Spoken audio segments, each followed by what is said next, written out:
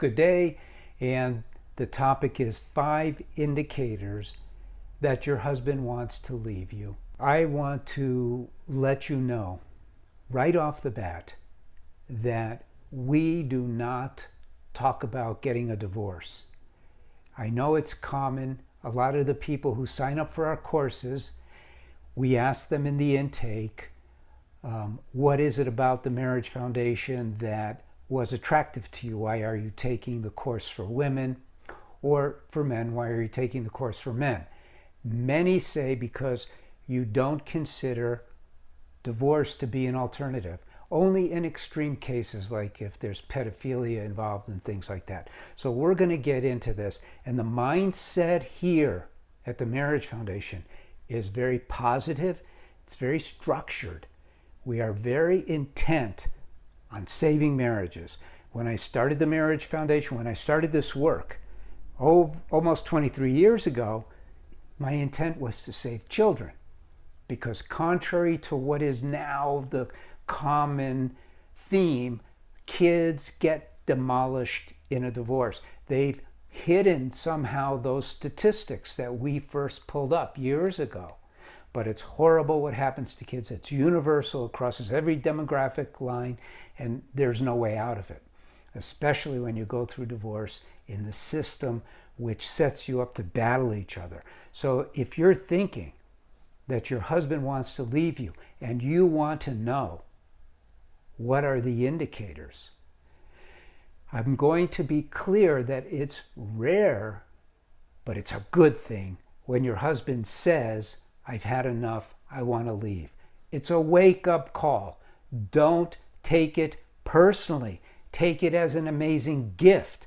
Take the indicators that I'm going to share with you as a gift, because when you learn marriage from us, you can transform your marriage completely from going downhill, which is what it's obviously doing now, to going uphill, not just for a short period of time and then it plateaus out, but uphill till the end of your lives, because that's how marriage is supposed to be. God gave us this amazing gift called marriage to love, to learn to love unconditionally, to feel that love, that joy. Indicators. The number one indicator is that there's a lot of secrets going on. He's being secretive, he's hiding his phone, he's not sharing things with you, he's not really talking to you very much about what's going on. It's almost like he's developed this alternative life and you're not part of it. So that's a huge indicator, is that he's leading a secret life and you're seeing this. And as a woman, your intuition is flaring up. And that is number 2. Yes, now we're not supposed to say that these days. Heck with them who say what we're not supposed to say and what we can say. You as a woman have this tremendous gift of intuition. I could go into a deep explanation of it. It's not even that spiritual, because what we're learning now in science is about vibrations, things that we didn't know about 100 years ago. Sound is a vibration, light, I don't remember, particles, waves, all of that. But the fact is that although we cannot see it, we cannot detect it, well, we can now. And the vibration of his thoughts, and you know this, thoughts are things. You hear them. And it translates as a woman into your intuition where you feel it. And so that's number 2. Your intuition is absolutely raging. Why would you be looking otherwise? Number 3, the obvious. He has thrown it out there during an argument that he's actually mentioned divorce. And now your spidey sense, your intuition is saying, wow, maybe he's real. Maybe this is the truth. One of the things that I learned early on when I started helping couples, and then I shifted to working with individuals, which is a much better way to heal your marriage. In fact, couples counseling is a farce. It really doesn't work. It's just filled with so many pitfalls, so many traps. There's so many setups. And again, we have people tell us this, but I knew it too. Way back when I was friends with all the psychologists who would send me the business because I was a divorce mediator. And when I started helping, I realized when I started with couples that there were certain things that were happening. I was becoming a referee. I was becoming an interpreter. And I asked my friends and I said, what about this? And I go, yeah, that's what happens. I don't accept that.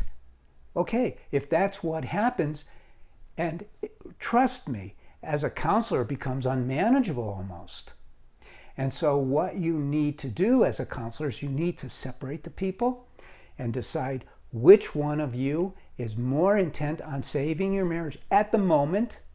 And if your husband now is thinking of leaving you, then at the moment it's you, and we work with only one of you. And in this case, it would be you. And we teach you all you need to know. And you alone will do 100 times better, 1,000 times better, because it'll work. Where if you try couples counseling, it will not work. I almost guarantee that it will not work. We've heard it so many times. So many times. And if you look at it schematically, technically, then when you look at couples counseling and you look at how it works, the first impression is this is a good idea because you get to work through your stuff, right? But it's not a good idea because you have a third person involved now.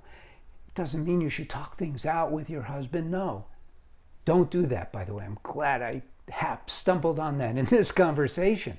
Do not talk to your husband about whether he wants to leave you or not. It's the worst thing you could do because all that's going to create is fight or flight for him. But what I really wanted to get to was another point that I made earlier.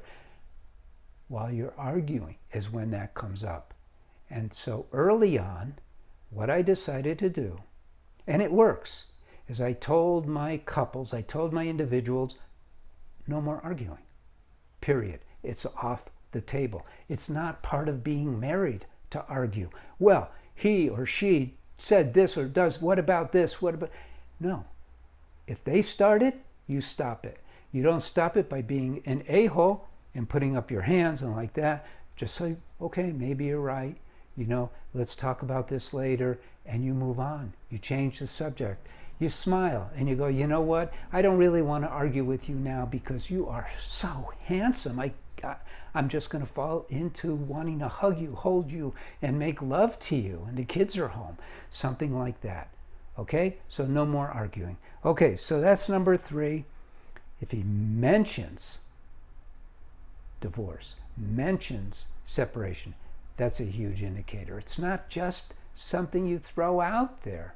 Number 4 is basically on you, where you recognize your marriage isn't working. You're not happy. You're not feeling the love all the time. You love him, but you're not feeling it all the time. And there's certainly no harmony. Well, if you're feeling it, he's feeling it too. He's not as expressive as you. He's a man. Keeps things locked up, more simple, makes decisions, goes with it. So number 4 is your marriage is no fun. Number 5 is he's paying less attention to the kids. It's a sad thing, but it's a real indicator. I don't know why the world has gotten into this thing of fathers being as important as mothers. Yes and no. These are your children. Your husband is important, but it's a completely different capacity.